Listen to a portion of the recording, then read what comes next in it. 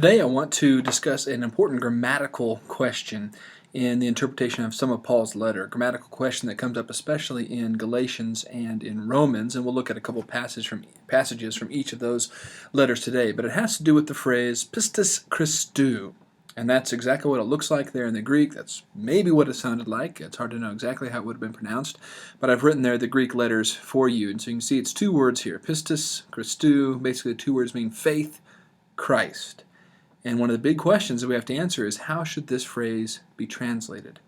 So we translate it the faith in Christ or the faith of Christ. And I'll talk about some of the differences here and why this might be important as we go through. But the preposition in, of, is not provided in the Greek because of the nature of the Greek language. The preposition, whatever kind of English word we would put in there, is implied by the case of the word. And I'll come back and explain some more of that here as we go through. But let me show you the passages, two passages at least, where this comes up and proves very important.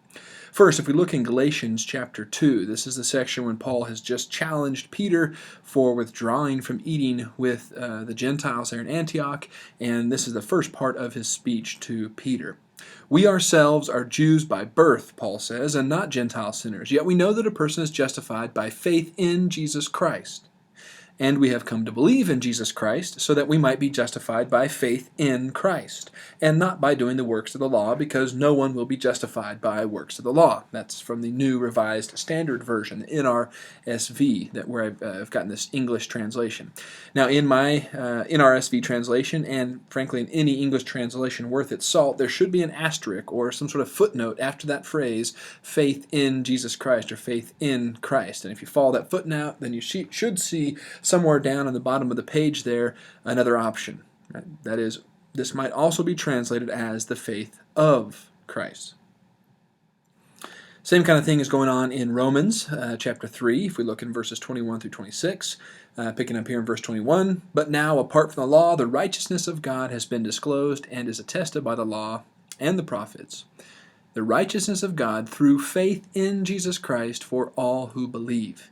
It was to prove at the present time that he himself is righteous and that he justifies the one who has faith in Jesus. And this is an interesting one because I think it's possible here that we might translate this differently in each place. There's a kind of flexibility here and ambiguity that Paul maybe uses intentionally here.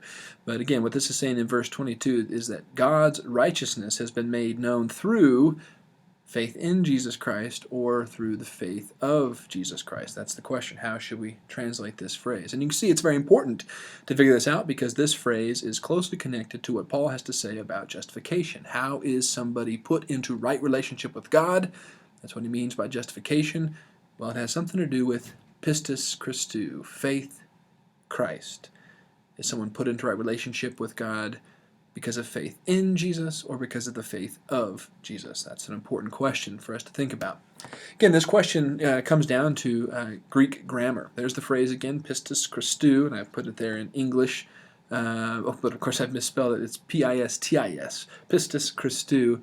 That's the transliteration there in English letters. So how should we translate this? Here, when we come across this, Christou, or in the case we have Jesus Christ, it'd be Jesu Christou, that ou ending tells us, that ou looking ending tells us that this word is in what's called the genitive case, which can be translated in a couple different ways. If you haven't studied inflected languages, in a language like Greek, the spelling of a word tells us its function in the sentence, not necessarily its placement in the sentence. In English, word order tells us typically the function of a word. In languages like Greek, Latin, and German, the spelling of a word tells us its place in a sentence. So Christou, or Jesu Christou, in this construction is in the genitive case, and that genitive case can be translated a couple different ways. One would be what's called the objective genitive, where Christ here, Christou, is the object of the implied verb. So we're talking about faith in Christ. He's the object of the faith in question here. But genitives can also be subjective. And in the subjective genitive, Christou is the subject of the implied verb. That is, it's faith belonging to Christ. It's Christ's faithfulness. He's the one being faithful, not someone putting faith in him. And the genitive is flexible enough to mean either one of those two things. And the genitive functions in both those ways throughout the New Testament. And so the question here is, when we come to pistis Christou or pistis Jesu Christou, are we talking about the objective genitive? we're talking about someone placing faith in Christ, where he's the object of faith, or are we talking about the subjective genitive, where we're talking about Christ's faithfulness? It's his faith that we're talking about. That's an important question. Right? For an example of how this would work in English, consider Revelation 1:1. There again we have a genitive case in Jesu Christou. Here we're talking about the apocalypsis, the apocalypse, or the revelation of Jesus Christ. That's how Revelation opens, by talking about what follows as a revelation, a revealing of Jesus Christ. So is that objective or subjective? That is Jesus Christ the object of the revelation?